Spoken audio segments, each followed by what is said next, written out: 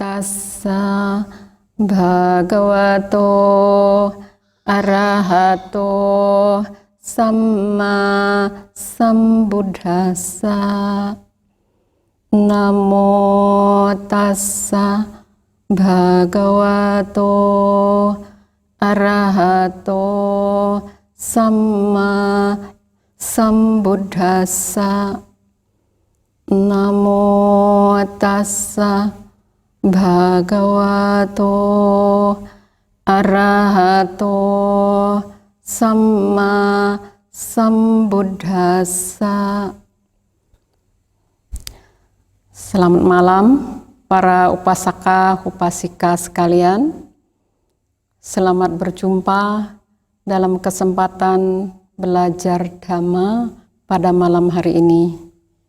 Saya hadir untuk memenuhi jadwal kebaktian Cetya Sanghamita Kebon Jeruk, Jakarta. Para upasaka upasika sekalian, mungkin sebagian besar dari para upasaka upasika sudah lama belajar Dhamma. Tapi belajar Dhamma tidaklah ada habisnya. Ajaran Sang Buddha begitu luas, begitu mendalam dan universal.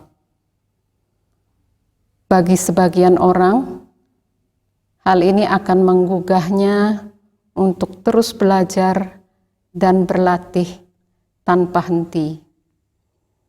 Tapi sebagian lagi mungkin menganggap percuma belajar Dhamma, terlalu menyita waktu, sulit dipahami, dan seterusnya. Kalau kita renungkan, kitalah yang berkepentingan terhadap Dhamma untuk memperoleh kebahagiaan. Kalau diibaratkan kita perlu oksigen untuk bisa bertahan hidup, maka mau tidak mau kita harus berjuang untuk mendapatkannya. Nah, hari ini kita sudah memasuki bulan Magha. Hal yang sangat penting untuk diingat sehubungan dengan peristiwa di bulan Magha adalah intisari ajaran para Buddha. Salah satu di antaranya bisa dilihat dalam syair Dhammapada ke-183. Tidak melakukan kejahatan dalam bentuk apapun, senantiasa mengembangkan kebajikan, dan membersihkan batin. Inilah ajaran para Buddha. Kalimat yang sangat sederhana, tapi sangat luas cakupannya. Bagi yang ada kendala dalam hal belajar, paling tidak tetap harus berpegang pada intisari ajaran para Buddha ini. Kemudian, pelan-pelan harus berusaha untuk belajar lebih banyak lagi. Kita perlu memahami bahwa dalam tingkatan seperti kita, justru kita perlu banyak belajar. Tidak cukup hanya mengetahui satu kalimat saja. Seperti halnya kalau belajar di sekolah, cara belajar di TK atau SD tentu berbeda dengan cara belajar di perguruan tinggi.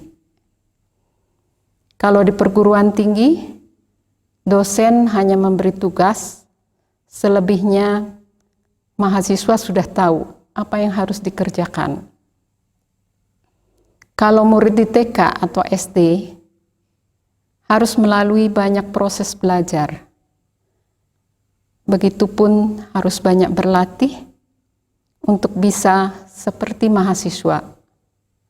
Dari belajar menulis huruf, angka, belajar berhitung, dan sebagainya. Nah, begitupun dalam praktek dhamma. Kita seperti anak TK atau SD, masih jauh dari tujuan akhir. Kita perlu belajar sebanyak-banyaknya. Intisari ajaran saja tidak cukup.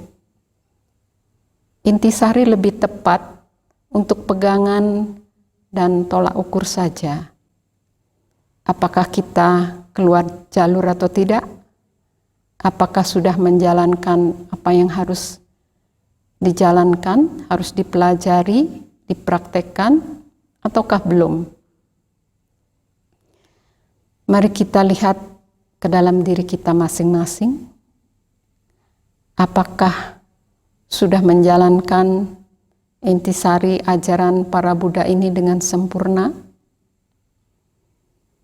Atau jangankan sempurna, mungkin masih banyak yang hanya mempraktekkan salah satu saja atau dua bagian saja, padahal ketiga bagian ini saling berkaitan, tidak bisa dipisahkan. Dan tidak cukup hanya satu atau dua saja yang dijalankan. Mungkin ada yang berpendapat yang penting tidak berbuat jahat, itu sudah cukup, pasti akan selalu bahagia. Memang benar, tidak berbuat jahat adalah sangat penting. Tapi kita tidak boleh gegabah. Karena kejahatan di dalam diri tidaklah mudah untuk ditaklukkan. Kita perlu mempelajari bahaya dari kejahatan dan celah yang dapat berujung pada kejahatan. Dengan memahaminya, maka kita bisa lebih berhati-hati dan bisa berusaha untuk menutupi celah tersebut. Mari kita coba untuk mempelajarinya. Bila tidak ada daya upaya untuk mencegah pikiran buruk yang belum muncul, melalui upaya yang sungguh-sungguh dan sekuat tenaga, maka pikiran-pikiran buruk yang sebelumnya tidak ada cenderung akan terus bertambah banyak. Bila tidak ada daya upaya untuk menghapus pikiran buruk yang sudah ada, melalui upaya yang sungguh-sungguh dan sekuat tenaga, maka ada kecenderungan pikiran-pikiran buruk itu terus berkembang semakin liar. Dalam Anguttara Nikaya, kelompok 3, nomor 54, dijelaskan bahwa bila seseorang tergerak dan dikendalikan oleh kekotoran batin, dengan pikiran dikuasai oleh kekotoran batin, maka ia akan melakukan perbuatan buruk melalui jasmani, ucapan, dan pikirannya. Dan ia tidak memahami kebaikan sebagaimana adanya bagi dirinya sendiri, kebaikan orang lain, dan kebaikan keduanya. Sedangkan segala hal yang kita lakukan mungkin karena kita menganggapnya baik, terutama untuk diri kita sendiri. Tetapi kalau kita tidak memahami kebaikan bagi diri sendiri maupun orang lain, berarti bisa jadi sebenarnya itu tidak baik. Jelas ini merupakan celah yang berujung pada perbuatan buruk atau kejahatan. Mari kita lihat dari sudut usaha benar yang lainnya. Bila tidak ada daya upaya untuk mengembangkan, keadaan batin yang baik yang belum muncul, dan juga tidak ada daya upaya untuk mempertahankan dan menyempurnakan keadaan batin yang baik yang sudah ada melalui upaya yang sungguh-sungguh dan sekuat tenaga, maka kualitas batin yang baik akan lenyap, yang artinya batin kita akan miskin. Jadi bila tidak melakukan usaha benar, ibarat kalau berkebun, tidak pernah diurus, rumput-rumput liar tidak dibersihkan, tanaman tidak dirawat dan disirami, maka tidak akan ada hasil. Kebun itu hanya berisi rumput liar. Demikian pula, akibat dari tidak adanya daya upaya benar, maka kotoran batin cenderung terus bertambah dan berkembang, mendesak kita untuk melakukan perbuatan buruk, sedangkan batin kita miskin, tidak mampu membendung desakan atau dorongan kekotoran batin itu, dan akan dapat berujung pada kejahatan. Jadi sungguh berbahaya bila hidup tanpa usaha atau daya upaya yang benar. Walaupun mungkin saat ini kehidupan kita sangat baik, makmur, tapi bila batin kita miskin dan tidak ada daya upaya benar, ibaratnya kita sedang makan makanan basi. Sebentar lagi, bila makanan tersebut sudah tidak bisa dinikmati lagi, maka selebihnya bahaya akibat kemiskinan batin menunggu kita. Para upasaka-upasika sekalian, walaupun kita belum bisa mencapai daerah aman, minimal kita harus terus berjuang untuk menutup celah-celah yang menuju ke alam-alam menderita. Pada malam hari ini, mari kita mempelajari sebuah celah yang berujung pada alam-alam menderita, yaitu akibat dari kemiskinan batin. Mari kita bersama-sama menyimak sutta tentang kemiskinan yang terdapat dalam Anguttara Nikaya kelompok 6 nomor 45. Para bhikkhu, kemiskinan merupakan penderitaan di dunia bagi orang yang menikmati kesenangan-kesenangan indera. Demikianlah adanya Bante. Jika seorang pengemis, orang yang miskin dan papa, terbelit hutang, hutangnya itu juga merupakan penderitaan di dunia ini bagi orang yang menikmati kesenangan-kesenangan indera.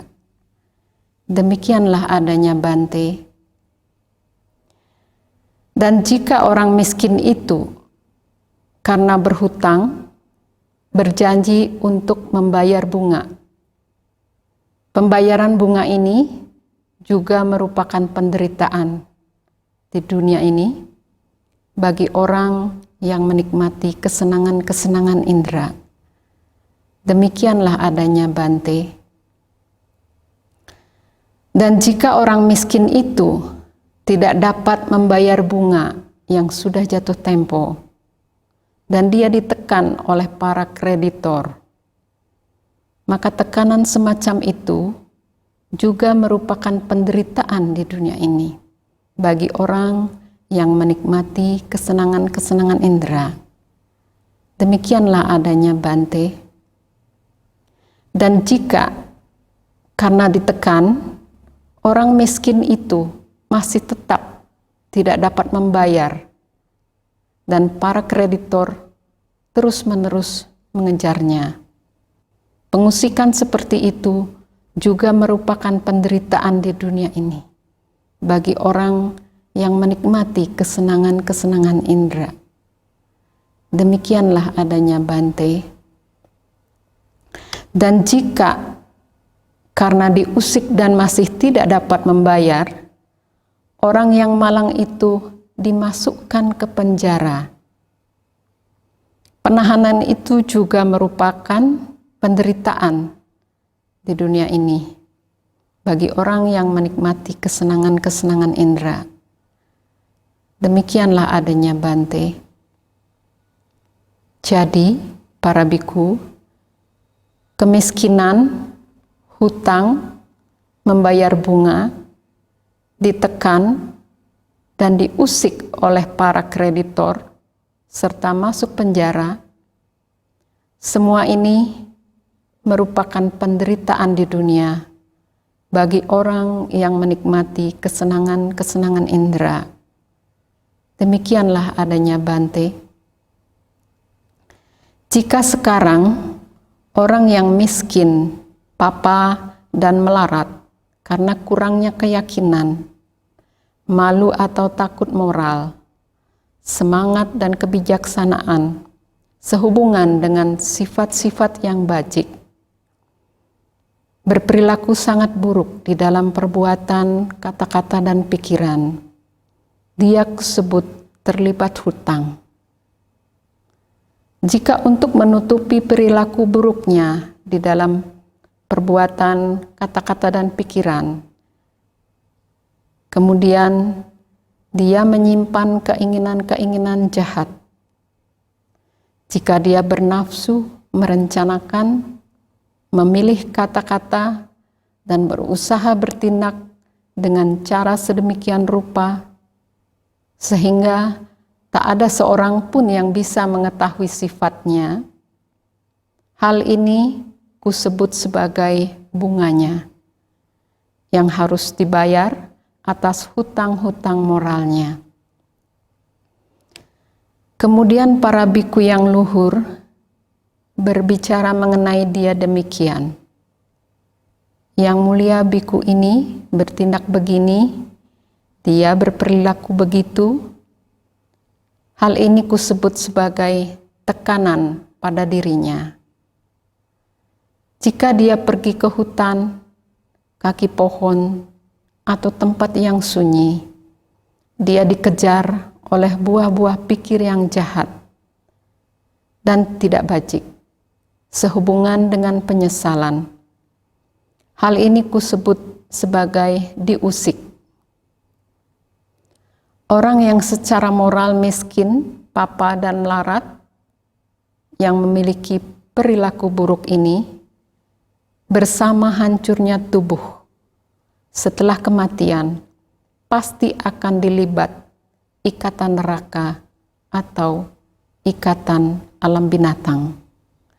Dan aku tidak mengetahui penjara lain, oh para biku, yang begitu kejam, begitu keras, begitu menyakitkan, dan merupakan hambatan yang begitu besar untuk mencapai kebebasan yang tak tertandingi, kebebasan dari ikatan, seperti halnya ikatan neraka dan ikatan alam binatang. Nah, para upasaka, upasika sekalian, sebelum membaca bagian akhir atau kesimpulan dari sutta ini, terlebih dahulu kita membahas isi sutta ini secara lebih detail. Di kalimat pertama, para biku, kemiskinan merupakan penderitaan di dunia bagi orang yang menikmati kesenangan-kesenangan indera.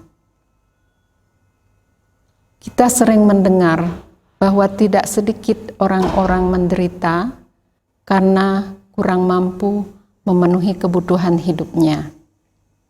Tapi kita juga sering mendengar ada orang yang hidupnya sangat sederhana, tidak memiliki sesuatu yang berlebihan, hanya cukup untuk makan setiap hari, tapi ia tidak menderita, tidak tertekan, dan bisa menjalankan sila dengan baik, bisa menyisihkan waktu untuk belajar dhamma dan bermeditasi, bisa bersikap bijaksana dan sebagainya. Jadi kita bisa lihat bahwa kekurangan dalam hal materi belum tentu membawa penderitaan. Seperti dalam sutta ini disebutkan, penentunya adalah apakah orang tersebut mementingkan kesenangan-kesenangan indera atau tidak. Nah, dalam sutta ini, kemiskinan materi hanya dipakai sebagai perbandingan agar kita mudah memahami.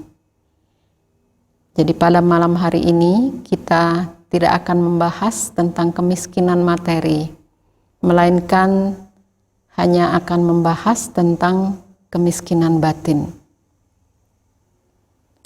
Dari uraian di atas, kita dapat memahami bahwa bila batin kita yang miskin, kurang dalam hal keyakinan, malu dan takut moral, semangat dan kebijaksanaan sehubungan dengan sifat-sifat yang bajik, maka akan mengalami penderitaan dengan proses yang serupa dengan yang terjadi akibat kemiskinan materi pada orang-orang yang mementingkan kesenangan indera. Untuk lebih jelasnya, kita ambil contoh yang lebih detail. Ibarat kalau orang miskin tadi ingin membeli sebuah barang, ia harus punya daya beli untuk mendapatkan barang itu. Kalau daya belinya tidak cukup, maka ia tidak bisa memperoleh barang itu. Kalau ia tidak mampu menahan dorongan untuk memiliki barang itu, maka ia terpaksa berhutang, dan seterusnya. Begitupun batin kita membutuhkan modal berupa kekuatan untuk bisa menyelamatkan diri dari proses menuju alam rendah. Kalau kita tidak punya kekuatan, maka terjadilah proses seperti halnya orang miskin dalam contoh di atas. Di dalam Anguttara Nikaya kelompok 5 nomor 6 tentang kondisi kebajikan dan kejahatan dijelaskan sebagai berikut. Ketika keyakinan di dalam hal-hal bajik telah lenyap dan rasa tidak percaya mencengkram dan bertahan, maka apa yang tidak bajik akan mendapat jalan masuk. Ketika rasa malu untuk melakukan hal-hal tak bajik telah lenyap dan tak malu mencengkeram dan bertahan, maka apa yang tak bajik akan mendapat jalan masuk. Ketika rasa takut akan akibat perbuatan tak bajik telah lenyap dan kecerobohan moral mencengkram dan bertahan, maka apa yang tak bajik akan mendapat jalan masuk. Ketika semangat untuk melakukan hal-hal yang bajik telah lenyap dan kemalasan mencengkram dan bertahan, maka apa yang tak bajik akan mendapat jalan masuk. Ketika kebijaksanaan telah lenyap dan kebodohan mencengkram dan bertahan, maka apa yang tak bajik akan mendapat jalan masuk. Jadi ketika batin seseorang miskin tanpa kelima hal tersebut, maka hal-hal tak bajik atau kejahatan mendapat jalan masuk. Dalam hal ini, maksudnya kejahatan mendapat peluang untuk tumbuh dan berkembang. Bagi para upasaka-upasika yang ingin mendengarkan lebih lanjut, sutta tentang kondisi kebajikan dan kejahatan ini dapat membuka video dengan topik perisai diri di YouTube channel Wihara Kusalayani. Nah, mari kita lanjutkan. Selanjutnya di dalam Anguttara Nikaya kelompok 5 nomor 1. Kelima hal ini juga disebut atau dijelaskan sebagai kekuatan-kekuatan siswa yang berlatih. Di sana tertulis, para biku, ada 5 kekuatan dari seseorang yang menjalankan latihan yang lebih tinggi. Apakah kelima hal ini?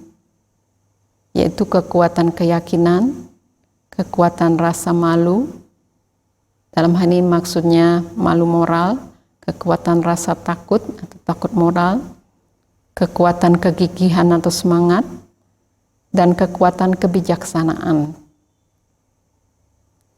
Dari sutta ini bisa kita simpulkan bahwa kelima hal ini merupakan kekuatan yang diperoleh dari hasil latihan, bukan muncul begitu saja tanpa sebab.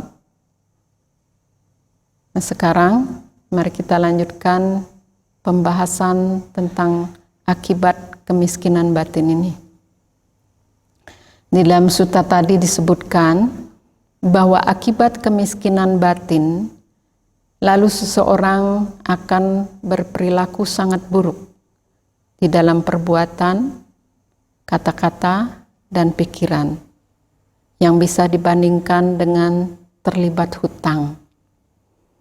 Jadi proses pertama yang terjadi akibat tidak punya kekuatan batin adalah berperilaku sangat buruk di dalam perbuatan, kata-kata, dan pikiran. Kita bisa pahami hal ini bisa terjadi karena kejahatan atau perilaku buruk mendapat jalan masuk atau peluang untuk tumbuh dan berkembang.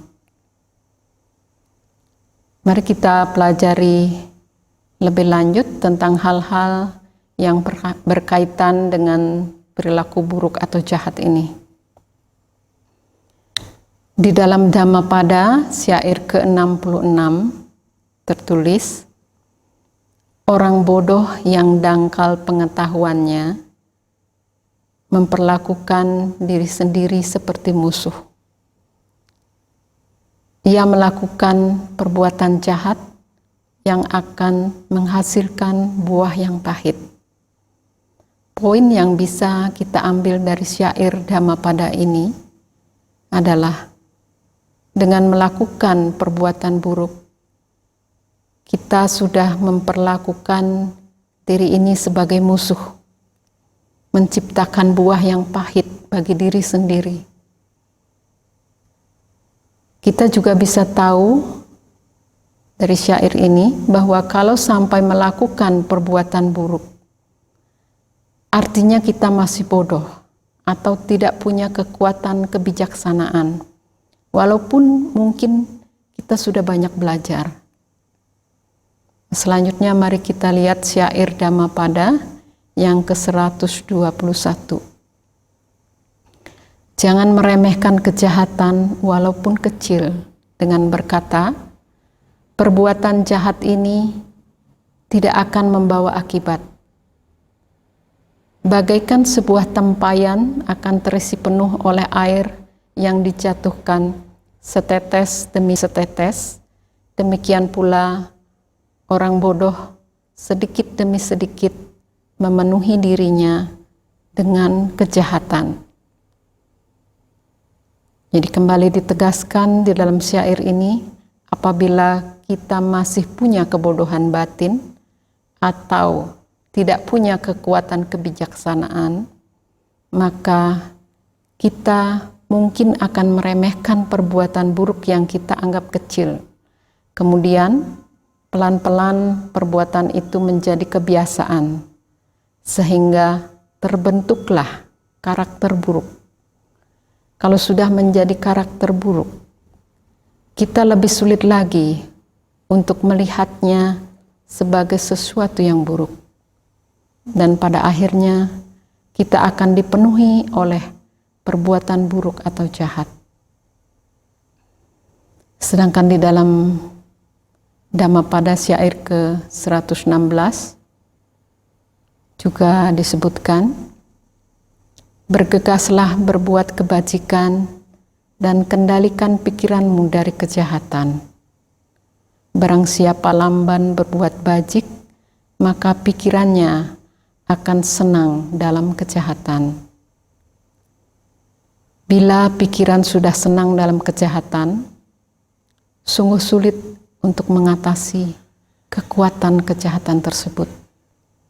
Sulit untuk melihat kejahatan sebagai penyebab penderitaan, yang berarti sulit untuk menyetopnya. Dan sudah tentu sulit pula untuk menyetop arus yang menghanyutkan kita menuju ke alam-alam menderita. Nah, selanjutnya mari kita lihat penjelasan lebih lanjut di dalam sebuah sutta, yaitu Samyutta Nikaya 3.4. Jika engkau menyayangi dirimu, maka janganlah membelenggu dirimu sendiri dengan kejahatan, karena kebahagiaan tidaklah mudah didapat bagi mereka yang melakukan perbuatan yang salah. Ketika akhir kehidupan tiba, saat engkau meninggalkan alam kehidupan sebagai manusia, apa yang sebenarnya engkau miliki? Apa yang engkau bawa di sepanjang perjalanan? Apa yang mengikuti di belakangmu seperti bayangan yang tidak pernah meninggalkan bendanya? Keduanya, baik kebajikan maupun kejahatan yang engkau lakukan di sini, itulah milikmu yang sejati, yang akan kau bawa sepanjang perjalananmu. Itulah yang mengikuti di belakangmu seperti bayangan yang tidak pernah meninggalkan bendanya. Karena itu lakukanlah apa yang terpuji sebagai sebuah timbunan harta di kehidupan mendatang. Perbuatan bajik adalah penyokong bagi semua makhluk ketika mereka muncul atau lahir di dunia lainnya. Selanjutnya mari kita lihat sebuah sutta yang membahas tentang bagaimana caranya meninggalkan perbuatan buruk atau jahat, yaitu di dalam Anguttara Nikaya kelompok 10 nomor 23. Di sini, seorang biku telah melakukan perbuatan buruk tertentu yang tidak bermanfaat melalui jasmani. Ketika teman-temannya para biku yang bijaksana menyelidikinya dan menasehatinya, ia meninggalkan perbuatan buruk melalui jasmani yang tidak bermanfaat dan mengembangkan perbuatan baik melalui jasmani yang bermanfaat. Ini disebut hal-hal yang harus ditinggalkan melalui jasmani, bukan melalui ucapan. Selanjutnya, di sana tertulis, seorang biku telah melakukan perbuatan buruk tertentu yang tidak bermanfaat melalui ucapan. Ketika teman-temannya para biku yang bijaksana menyelidikinya dan menasehatinya, ia meninggalkan perbuatan buruk yang tidak bermanfaat melalui ucapan itu dan mengembangkan perbuatan baik yang bermanfaat melalui ucapan. Ini disebut hal-hal yang harus ditinggalkan melalui ucapan, bukan melalui jasmani. Di dalam sutta-sutta seringkali dibahas atau dipakai contoh tentang biku. Tapi tentu saja pelajaran ini ditujukan untuk semua orang. Maka kita akan membahasnya secara umum untuk semua orang.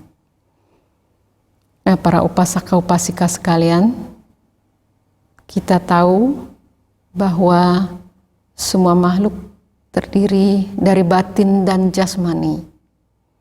Bila tidak ingin menderita atau bila ingin bahagia, kita harus mengembangkan batin dan mengendalikan jasmani atau perilaku kita. Pengembangan batin merupakan hal yang teramat penting dalam kehidupan kita. Karena hasil dari pengembangan batin ini dapat terus kita bawa dan menentukan kebahagiaan kita dalam setiap kelahiran. Dari sutta tentang kemiskinan ini, kita bisa melihat betapa berbahayanya bila batin ini miskin. Jadi kita harus mengembangkan batin kita, harus mengembangkan keyakinan, rasa malu dan takut moral, semangat dan kebijaksanaan sehubungan dengan hal-hal yang bajik. Kita juga perlu mengembangkan atau berusaha dalam hal perilaku, karena ini tidak kalah pentingnya. Kita harus selalu waspada dan mengamati setiap gerak jasmani atau perilaku kita, tidak meremehkan kejahatan di dalam diri walaupun kecil. Ketika menyadari bahwa telah melakukan perbuatan buruk, kita segera harus meninggalkannya, harus memperkokoh sila, bertekad untuk tidak melakukan perbuatan-perbuatan buruk lagi, dan berusaha untuk menggantikannya dengan perbuatan baik.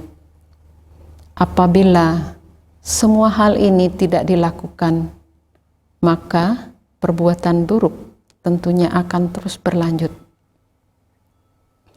Mari kita membahas proses selanjutnya apabila batin tetap miskin.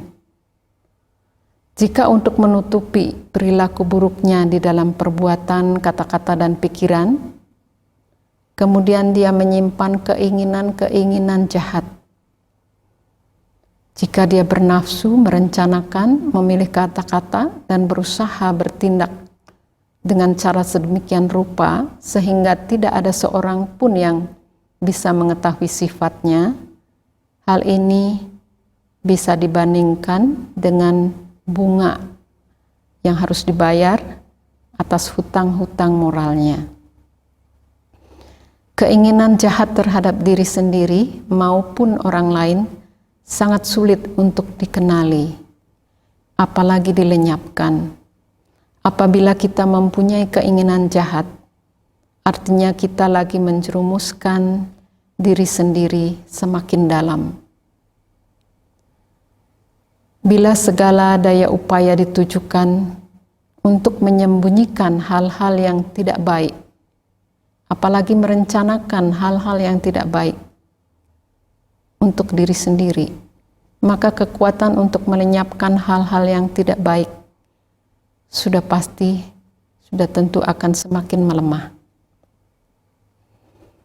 Nah, mari kita lihat penjelasan tentang niat jahat ini di dalam Anguttara Nikaya kelompok 10 nomor 23. Keinginan jahat para biku harus ditinggalkan bukan melalui jasmani, juga bukan melalui ucapan, melainkan dengan berulang-ulang melihatnya dengan kebijaksanaan. Apakah keinginan jahat itu?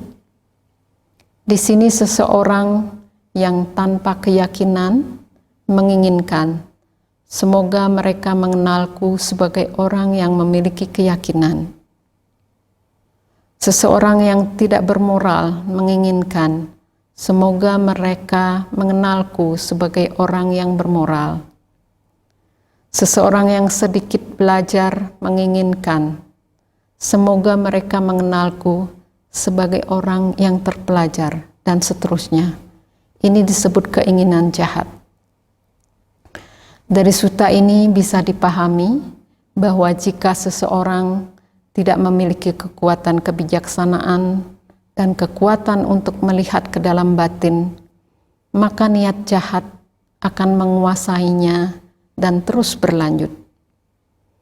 Dari sutta ini juga bisa diambil pelajaran bahwa bukan hanya niat buruk terhadap orang lain yang berbahaya, niat buruk atau niat jahat terhadap diri sendiri juga sangat berbahaya.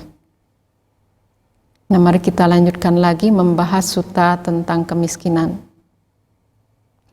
Kemudian bila orang-orang yang baik membicarakan tentang perilaku buruk orang tersebut, hal ini bisa disamakan sebagai ditekan para kreditor. Selanjutnya, jika dia berusaha untuk bermeditasi, maka dia akan dikejar oleh buah-buah pikir yang jahat dan tidak bajik sehubungan dengan penyesalan. Hal ini bisa disamakan dengan diusik atau dikejar-kejar oleh para kreditor. Dari penjelasan ini, kita bisa mendapat pelajaran bahwa ketika seseorang merasa sangat sulit atau menolak keras untuk bermeditasi, di samping karena belum terbiasa, kemungkinan juga karena terlalu banyak pikiran tidak baik sehubungan dengan penyesalan ini. Nah, dari sutta yang kita baca tadi, kita bisa lihat reputasi buruk dan sulit menjalankan pelatihan yang lebih tinggi adalah rangkaian penderitaan akibat dari kemiskinan batin. Mari kita lanjutkan, kita bahas rangkaian terakhir dari akibat kemiskinan batin. Orang yang secara moral miskin, papa, dan melarat, yang memiliki perilaku buruk ini, bersama hancurnya tubuh setelah kematian, pasti akan dilibat ikatan neraka atau ikatan alam binatang. Dan aku tidak mengetahui penjara lain, oh para biku, yang begitu kejam, begitu keras, begitu menyakitkan, dan merupakan hambatan yang begitu besar untuk mencapai kebebasan tak tertandingi, kebebasan dari ikatan, seperti halnya ikatan neraka dan ikatan alam binatang. Mari kita pelajari hal ini lebih lanjut dari sebuah sutta yang terdapat di Anguttara Nikaya kelompok 1 nomor 43. Di sini para biku, setelah dengan pikiranku melingkupi pikiran seseorang yang berpikiran rusak, dalam hal ini maksudnya berpikiran jahat atau buruk, aku memahami bahwa jika orang ini mati pada saat ini, maka ia akan masuk ke neraka seolah-olah dibawa ke sana. Karena alasan apakah? Karena pikirannya rusak. Adalah karena kerusakan pikiran, maka dengan hancurnya jasmani setelah kematian, beberapa makhluk di sini terlahir kembali di alam sengsara, di alam tujuan kelahiran yang buruk, di alam rendah, di neraka. Di dalam Anguttara Nikaya kelompok 2 nomor 16 juga disebutkan, seorang Brahmana tertentu mendatangi Sang Begawa dan saling bertukar sapa dengan beliau. Ketika mereka telah mengakhiri ramah tamah itu, ia duduk di satu sisi dan berkata kepada Sang Begawa, "Mengapakah Guru Gotama, beberapa makhluk di sini dengan hancurnya jasmani setelah kematian terlahir kembali di alam sengsara, di alam tujuan kelahiran yang buruk, di alam rendah, di neraka?" Sang Begawa atau Sang Buddha menjawab, "Adalah Brahmana karena perilaku yang berlawanan dengan Dhamma, perilaku tidak baik, maka beberapa makhluk di sini dengan hancurnya jasmani setelah kematian terlahir kembali di alam sengsara, di alam tujuan kelahiran yang buruk, di alam rendah, di neraka." Dari sutta-sutta di atas bisa dipahami bahwa siapapun bisa terjatuh ke alam-alam menderita apabila pikiran atau perilakunya buruk. Maka sepatutnya kita berjuang keras agar tidak ada celah untuk berkembangnya pikiran atau perilaku buruk. Para upasaka-upasika sekalian, mari kita membaca bersama-sama bagian akhir dari Anguttara Nikaya kelompok 6 nomor 45, sutta tentang kemiskinan ini. Ketika orang memiliki keyakinan pada Tathagata, tak tergoyahkan dan telah mantap, dan berperilaku baik yang dibentuk di atas moralitas, disayangi oleh orang-orang agung dan dipuji. Bila orang memiliki keyakinan pada Sangha serta pandangan yang telah dibetulkan, mereka mengatakan bahwa orang ini tidak miskin, bahwa dia tidak hidup sia-sia. Oleh karenanya, orang yang memiliki kecerdasan dengan mengingat ajaran Sang Buddha harus membaktikan diri pada keyakinan dan moralitas menuju keyakinan dan pemahaman Dhamma. Dari pembahasan kita pada malam hari ini dapat disimpulkan bahwa akibat dari kemiskinan batin sungguh mengerikan, dapat berujung pada kelahiran di alam-alam menderita yang merupakan penjara mengerikan di mana tidak ada dhamma, tidak ada kebahagiaan dalam waktu yang sangat lama. Terlebih lagi dalam kehidupan saat ini pun, kemiskinan batin ini merupakan hambatan besar untuk meraih kebahagiaan, hambatan untuk menuju daerah aman, yang artinya menahan kita lebih lama dalam kehidupan yang penuh penderitaan. Jadi, kita harus bangkit, harus tergugah untuk berjuang demi diri sendiri maupun demi orang lain. Maka kita harus lebih banyak belajar dan mempraktekkan Dhamma, harus melakukan usaha benar yang di dalamnya tercakup mengembangkan keyakinan, rasa malu dan takut moral, semangat dan kebijaksanaan sehubungan dengan hal-hal yang bajik. Dari Bhavana Sutta kita bisa tahu bahwa usaha benar merupakan bagian dari pengembangan batin atau meditasi. Dan kita tadi juga sudah membahas bahwa kelima hal ini merupakan kekuatan atau hasil dari latihan. Dengan kata lain, kita harus melakukan pelatihan diri atau bermeditasi. Jadi jangan lupa juga kita harus menjaga perilaku dengan selalu mengamati apakah ada perbuatan buruk yang telah kita lakukan akibat tidak adanya kekuatan di dalam batin kita.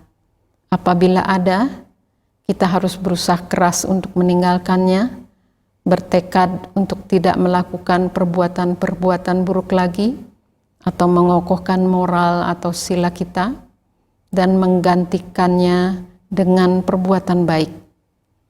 Nah, demikian yang dapat saya sampaikan.